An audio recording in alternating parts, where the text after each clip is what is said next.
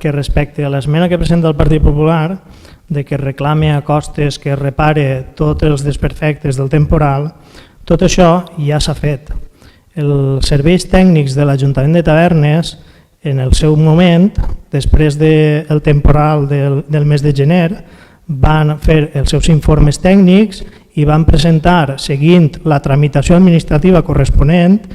tota una valoració de tots els danys que havien sofrit tota la infraestructura litoral en el casc urbà de la platja de Tavernes, tant de la Goleta com de la platja de Tavernes, en totes les infraestructures, en els carrers,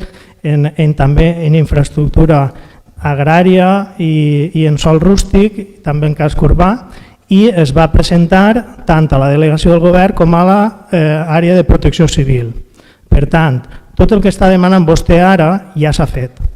Ja s'ha presentat en temps i forma, tal com marca el procediment administratiu que es va publicar en el butlletí oficial de l'Estat en el seu dia.